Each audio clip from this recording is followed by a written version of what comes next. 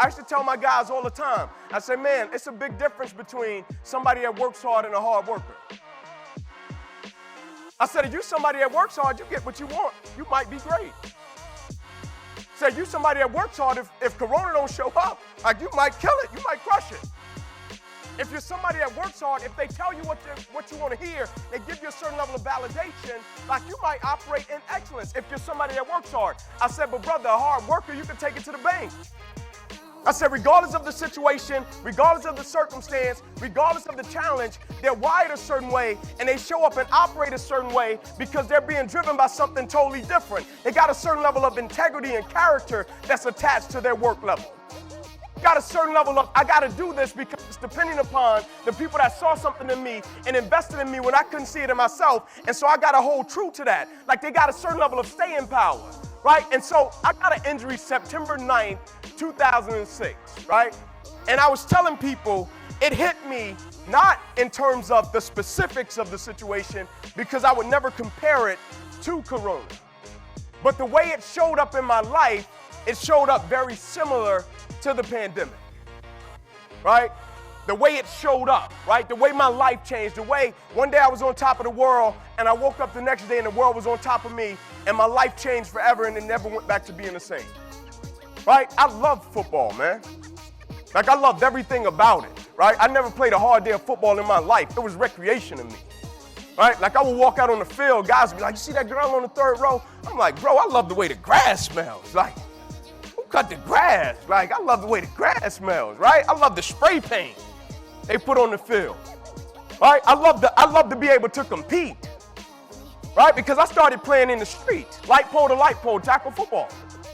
And so once I got on the grass, I was like, it's gravy train, right? I was battle tested already. But I started playing when I was 7 years old, and my mother had me at 16 years old in Southeast Atlanta, and she took me back to 125 Warren. And at 125 Warren, it was a 2-bedroom home, and there was 14 of us living there. And I slept on pallets every single day from the time I was a kid until the time I went to college. And my mother worked a double shift at Wendy's. And the first time I mentioned this dream of NFL, I followed it up with to my cousin.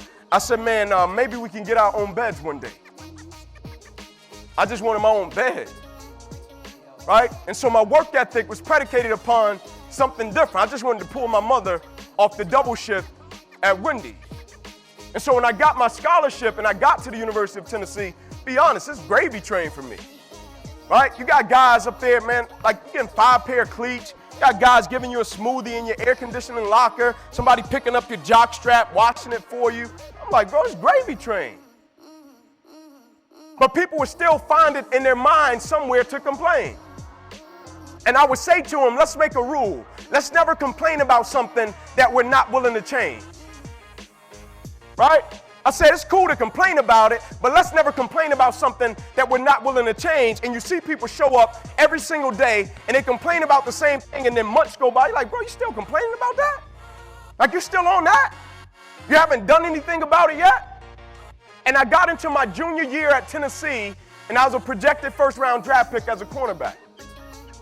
I was watching film one day on 2 big projector screens just like that, and my coach comes into the room and he says to me, Inky, I got some great news for you. And he hands me the first sheet of paper and he says, you're on track to graduate in 3 years. I said, awesome. He hands me the second sheet. He says, son, you're a projected first-round draft pick. He said, all you got to do is come out and do what you've been doing, play ball, Inc., automatic multi-millionaire. I run out of the room. I call my mother and my grandmother on the 3-way. They pick up. I said, listen, after the season, we'll never struggle again. I said, we'll never miss another meal. And I go out the first football game, we execute, get the victory, get nominated SEC Defensive Player of the Week. Everything's off to a great start. Second game, we're playing against Air Force, tough group, disciplined group of guys. Fourth quarter rolls around, a little bit over 2 minutes left in the game. Game is basically over. We break the huddle, and I say to my guys, man, I hope they throw it my way. I can make the tackle. We can end this thing. We can get ready for Florida the next week. And I play the fold, and I'm backpedaling in my position, and I see the quarterback release the ball. Guy catches it on Air Force. I'm going to make the tackle, a tackle I've made over 1,000 times. But as soon as I hit him, something different happened to me that had never happened to me before in my life. when I hit him, it seemed as if my soul left my body. Right? It seemed as if everything in me just left. My body went completely limp. I fell to the ground. I blacked out. Had never experienced that before. I hit the ground. I blacked out. When I came to, my teammates were running over to me. They said, Ink, get up. Let's rock. Let's go. Let's close it out. I said, I can't. They said, what do you mean you can't? You always get up, man. You're our guy. We need you. I said, I know, man, but I can't move. I said, there's a shock going from the crown of my head to the bottom of my feet. I can't feel anything. One of the scariest moments of my life. The shock eventually left, but it stayed in my right arm and hand.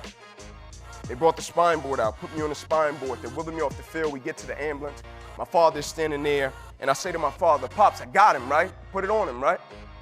He said, yeah, Ink, but I think you got the worst part of this one.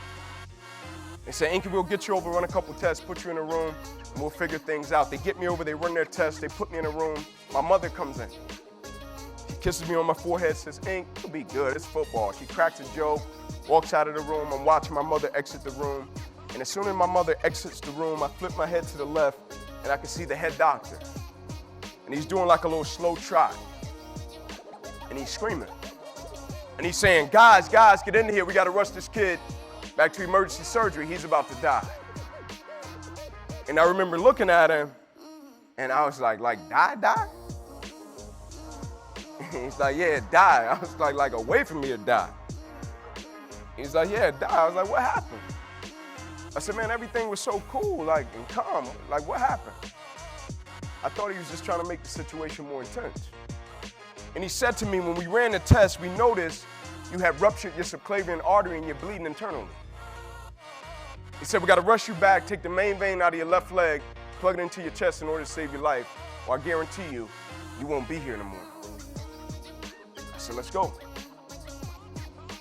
And the next morning I woke up, I had 6 on my left thigh, 1 incision across the left side of my neck, 1 across the right side of my neck, twice through my right ribs, cut out my right pec, bottom of my armpit to the bottom of my hand, 350 staples in my body, and it bandaged me from my neck to my knees. This ain't lip service.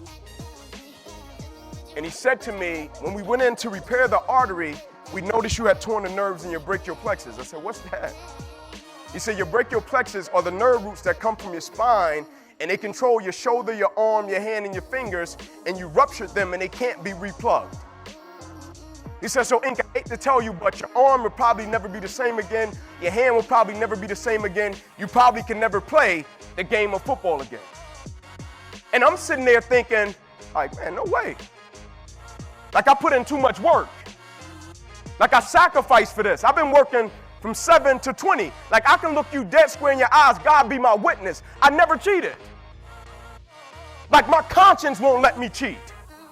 Like, my conscience won't allow me to run to a line and not touch the line. My conscience won't let me cheat.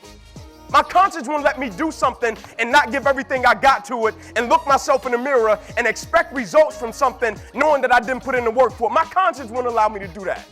Right? Like I tell my son until this day, never let your expectations outweigh your effort. Like my conscience wouldn't allow me to cheat. I said, man, surely my career can't be over. And they were telling me the analysis of the situation, and they were like, Ink, if we can just get you to assisted daily living, that'll be a win for us. I said, what's that? They said, one day if you go to the grocery store, if you could just squeeze a grocery bag with your right arm, that'll be a win for us. One day if you could grab a pen and you can semi-write with your right hand. Now, I was right hand dominant at the time. If you could semi-write with your right hand, that'll be a win for us. One day if you happen to get married and your wife could grab your arm and you could walk down the aisle, that'll be a win for us. We just want to get you to assisted daily living. They said, but here's the deal. We got to put you in a 2-year process from Knoxville, Tennessee to the Mayo Clinic in Rochester, Minnesota, and we'll order you the best pieces of equipment on the face of the planet, best doctors, you everything you need. I said, okay, cool. What's the catch? They said the catch is we can't guarantee you nothing. They said we can't guarantee you after the 2 years your arm and your hand and your fingers will work. We can't guarantee you if you go to this thing 5 days a week that one day you'll get your feeling back. We can't guarantee you nothing. They said go to 10 people you love and you respect, tell them the situation and see what they think. I went to 10 people that I knew loved me, told them the situation, all 10 said to me, Ink, don't do it. I said, why? They said they can't guarantee you nothing. I said, man, I thought a warrior was somebody that can start something and didn't need you to guarantee him anything. I said, I thought this is what a champion was. Like you could just give it to him and say, bro, let's go, let's do it. How many calls I got to make? How many people I got to go see? Right? What I got to do is some people that'll stay in the office, right? And I told my little team a couple of weeks ago, I said the cheapest thing you possess is your talent. That's the cheapest thing you possess. I said you're going to meet people your whole life that's going to tell you how talented you are. But you're going to get to a certain point in your life to where talent is not going to be enough. Like I'm sure some people in this room right now that say, man, I worked hard, man. Right? I worked hard and I crushed it. And there's some people that's a part of the 92% that said, man, I worked hard and it didn't happen for me. Why? Because talent wasn't enough. And I went back to the doctors. They said, what do you think? I said, let's do it. They said, you sure? I said, yeah, let's do it.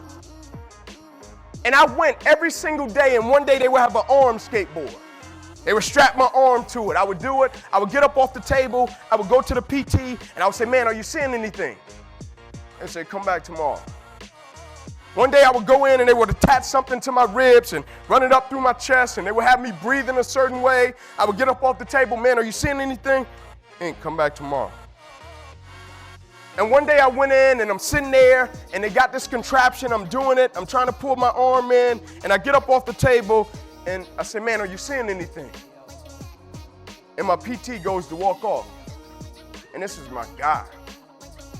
And I jog over to him and I grab his shoulder and I slowly turn him around. And he was crying. And I'll never forget he said to me, Ink, I'm sorry, man. He said, we want it to work. I said, I do too, brother. He said, I'm sorry, man, but you'll probably never be able to use that arm or that hand another day for the rest of your life. I said, physically. He said, what do you mean, physically? I said, physically, JD, my right hook is out of commission, baby. I said, I can't catch any intercept. Like, physically, I'm out of commission. I said, I use this arm and this hand every day of my life for the rest of my life by the way that I live my life, because I would never allow a situation or circumstance to define my life. All right?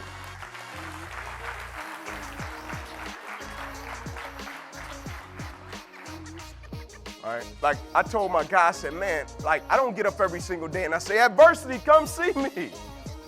Opposition, come see me. Challenges, come see me. But when it shows up, I'm like, man, I can't wait till I get through this because I'm going to be a better father as a result of it.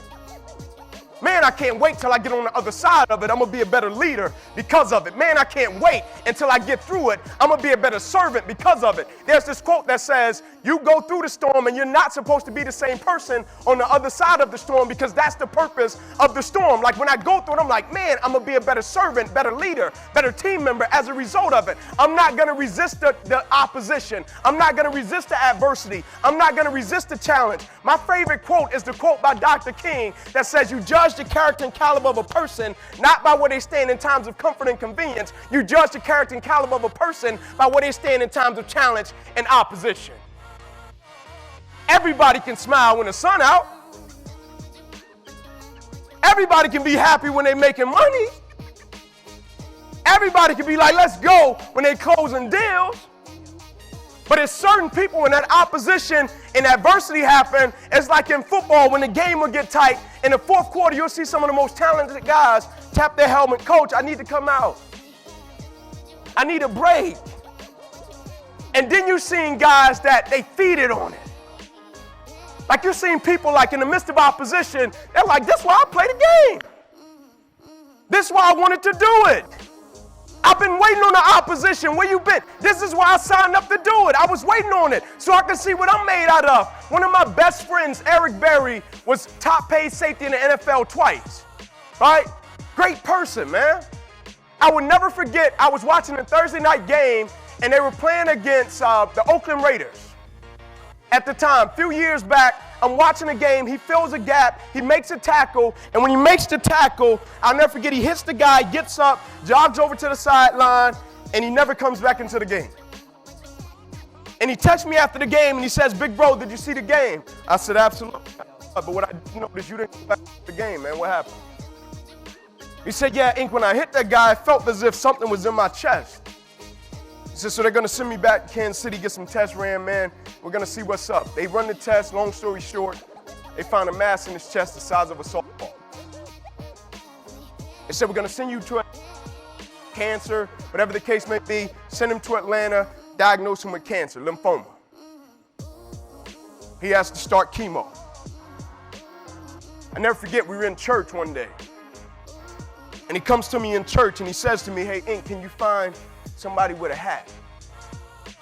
He said, man, I'm starting to come out. Scratch my eyebrows and my eyebrows starting to come out. Like, I'm gonna stand here, can you find somebody with a hat? Just bring me a hat real quick so I can put it on my head.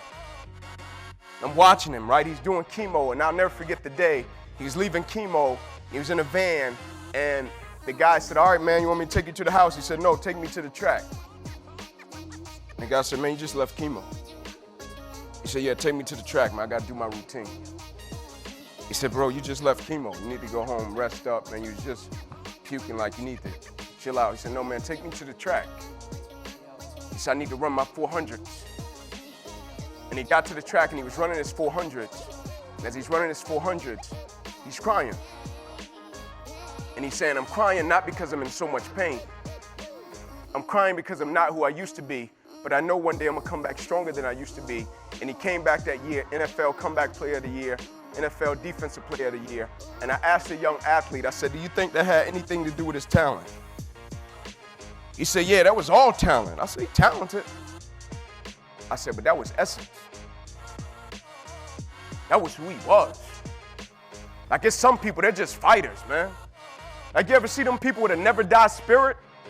Like, them people, no matter how tough it gets, they're gonna be there and they're gonna scrap. Them people, no matter how tough it gets, they're gonna show up every single day and be positive. Those people, no matter the opposition and adversity, they're gonna keep showing up day by day, pressing the opposition, because the thing about it is, we can't calm the storm. We might as well stop, but we can calm our spirit and the storm will stop. Because every storm has an expiration date. And the beauty of it, when we look back on this COVID period, it's going to be people that's going to look back on it and say, man, because of Corona, because of COVID, I couldn't produce on the level that I was capable of producing at. I couldn't do this. It prevented me from doing this. And then you're going to see people on the other side of it, the 8%, that's going to look back at it and say, because of COVID, I tapped into an element of myself that I didn't even know I possessed.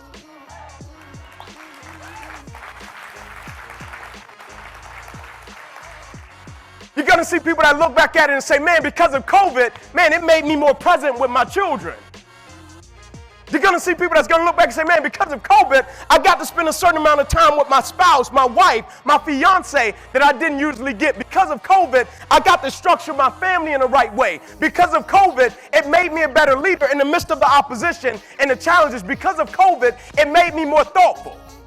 It gave me a level of compassion that I didn't know I possessed. Because of COVID, I always ask people, they say to me, Inky, man, how can you be thankful for what happened to you? And I say, the only thing you see is what I lost. Right? Because for most people, with their mentality, when they look at opposition, they always think about it in terms of, well, what did they lose? You see sports, you see it on TV. Oh, this person's going to have a $107 million deficit, right? These people are going to lose $50 million. And I get it, man. It sucks, right? It sucks, man, right? Acknowledge it for what it is. See it as it is, but never worse than it is. It sucks, right? But how about looking at it and saying, well, what did you gain? Right? People look at me, $1 million question. How can you be grateful for what happened to you? It's about what did I gain? It's about the man that I was able to become. It's about the leader I was able to become. In the midst of the opposition and adversity, it was about the perspective I was able to acquire. Right? It was the view that I looked at life with. It was about getting up every single day now, and I don't take life for granted because I realized that one day you can be on top of the world, and you can wake up tomorrow and the world can be on top of you. Because prior to that moment, I wasn't aware of that. Like, there were some people in the world that probably was crushing it in business, doing it the right way, and they didn't think a Corona could happen. None of us did. And when it happened, it shifted their perspective, and now they view everything differently. Right? They're going to be different people as a result of this. Right? Because I'm a firm believer. Like, a lot of people say to me, man, Inky, he's a motivational guy, this, that, and the third. Like, I never planned to be a motivational. I'm just passionate about what I do. Right? But I do understand this about life. A lot of times, like, we're adults. People don't need to be motivated. People need to be reminded of what's important, right? Because I firmly believe in life, people don't burn out because of what they do. People burn out because life makes them forget what they do it. I'm going to say it again. People don't burn out because of what they do. People burn out because life makes them forget why they do it. Like the passion, the energy, and the purpose, the fire. That when they first start something and they crush it, right? It makes me revert back to when I thought about one time I was studying the Navy SEALs and they were talking about Hell Week, and it's literally hell, right? And one of my buddies went into service and he was talking about it, and I wanted to understand what was the difference, right? Between the guys that made it through Hell Week and the guys that didn't. I just wanted to know what was the difference, because I'm sure when everybody started, like, the purpose was the same. We want to serve, man. Like, we want to do it. We want to do it for the right reason. I get it.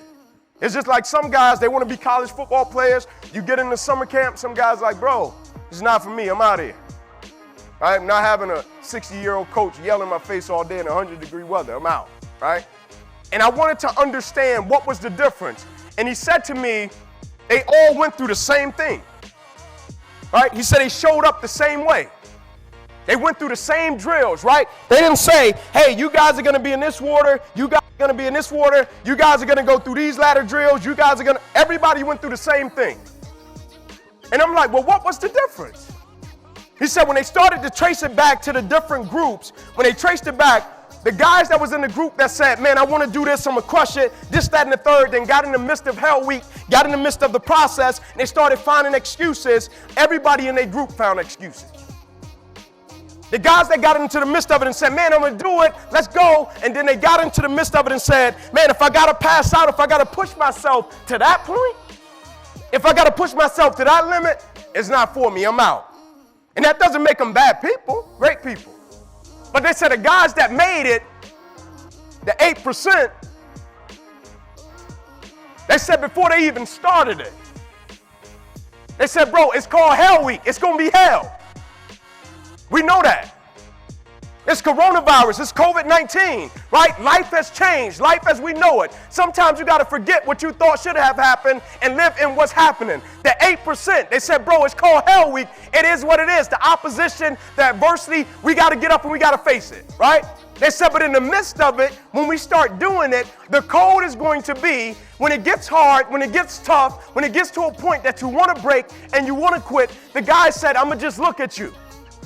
He said, we don't have to say a thing, but the amount of work that we put in, the sacrifice that we put in, the commitment that we put in, the dedication that we put in, and the purpose that we're working for, when I look at you, I don't have to say a thing. The respect level says, keep going. The respect level says, press on. The respect level says, this too shall pass. The respect level says, there's nothing that we come up against that's stronger than anything that we possess internally. The respect level says, if we start it, we're going to finish it, the 8%. The respect level says it.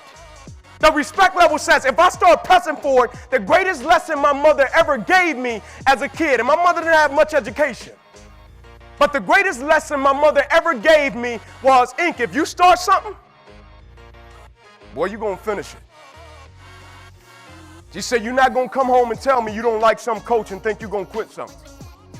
She said, you're not going to come home and say, it's not what I thought it was, and you're going to quit something.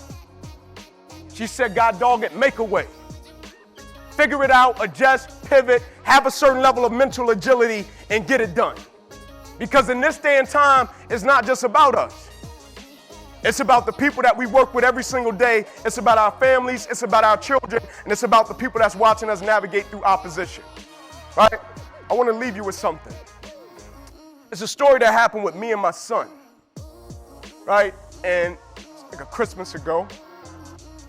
And me and my wife was out Christmas shopping. And I'm just walking, right? I'm just walking through the store. My wife is really doing the shopping. I'm praying, really, she don't spend too much money, right? Doing what men do, right? And I'm walking, doing my thing, and I walk up on like two little four-wheelers, right? Little ATV deals, right? And I see him, and I get hyped, right? And my wife a couple yards away from me, and I'm like, hey, babe, four-wheelers.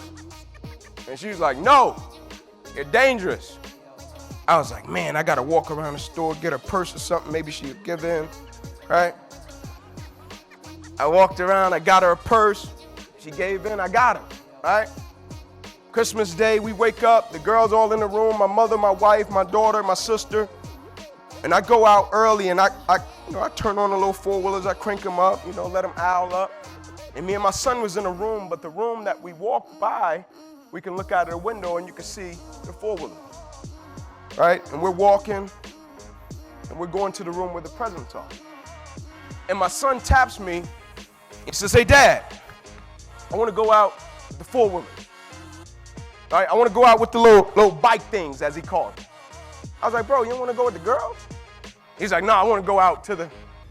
I was like, all right, let's go. I tell my wife, hey, babe, we're going out, and we go out, and I already know what time it is. I got one arm, you know what I'm saying? So I got the first aid kit. I got the Vaseline. I got the knee pads, elbow pads, the helmet. I know it can possibly get real, right? And so we go out, we strap it up, and my wife comes out, right? And she's really not feeling it, but she got to act like she's feeling it. And I'm like, babe, let's check your boys out. I was like, get us a picture. She's like, shut up. He takes the picture, right? And I start teaching my son, right? And I'm like, Ink, we're gonna get on this. And I said, the way I teach my children, I teach them in code words, right? And the reason I teach them in code words is because if we're out and I give them a code word and the situation gets intense really quick, I can say the code word, they can associate it with what I'm talking about, and we can adjust or pivot. And so we're on it, I say, Ink, you're gonna sit on the seat, I'm gonna sit on the back rack, and I said the first two code words are light and heavy. I said, when I say light, we're gonna ride, Ink. Light, you barely press it. We wave, give you a little presidential wave, let them take their pictures, their video, and we're all good. I said, now when I say heavy, you pedal to the metal, you full throttle, you mash it, right? We scream, we fist pump, we sing, we do our thing, right? Got it, Dad. We start riding, light and heavy, he's getting it. I said, now the next two code words are skinny and wide. This is how we're gonna turn. I said, son, when you're on here by yourself, you can turn skinny, you're all good, you can do your thing, you'll be safe, you'll be in the clear. I said, but when I'm on the back rack, I say wide, we turn wide, I can be safe, because if you don't turn wide, you're gonna throw Dad off of here, and my wife, your mother, is not gonna let us live it down to 2030, right? Got it, Dad. We started riding, and he's getting it, right? Light, heavy, skinny, wide, right? He's doing it well. He gets arrogant really quick. So he thinks he's mastered it in 30 minutes. And they turn on music. And we start riding and we go over a hump. And I say to him, hey, Ink, wide. And somehow he heard skinny. And he whips it. And sure enough, when he whips it, I come off the back. And in mid-air, I'm looking under my armpit because I'm looking for my wife. Right? And I hit the ground and I roll, right? And we're on a big plot of land at the time, and when I rolled, I look up, and my son has hit the ground. Four-wheeler flipped over, right? I look for my wife. At this point, she's full stride, coming. Perfect form, jaws shaking, right? I get up. I was like, Ink, think quick.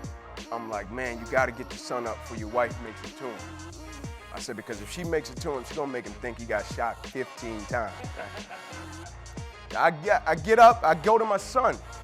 Right? He has a scar on his head, right? Has a little blood coming down, a little drip, right? And my man is looking in the sky like he's looking for God. You know, he's never experienced this, right? He shook up, he's looking like, oh man. So I stand him up, I dust him off, right? I fix his helmet, I fix his little pads, I grab the four-wheeler. I stand it up. I grab my son. I sit him on the seat. I sit on the back rack. We look at my wife. She's coming. I say, Ink, go. He said, Daddy, you want me to leave Mommy? I said, son, you don't know what Mommy's about to do when she get here. I said, go heavy. And he mashes it, right? And we speed off, and he makes a little perfect turn. And I said, now go back up with Mommy and Grandma are, and we're going to stop it. Right, we pull in and he stops it and they start giving it to me. Right, why didn't you stop? You always on this, you get knocked down, you get up. Like they're giving it to me. It's reverse motivation, right? They're hot as fish grease, right?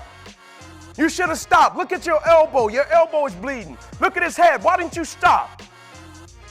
And I said, the reason I didn't stop is because it wasn't about the four-wheeler. It wasn't about my wife. The reason I didn't stop, I said, because if I stopped in the midst of the opposition, if I stopped in the midst of the adversity, if I stopped in the midst of the challenge, it would have paralyzed him for the rest of his life. Not physically.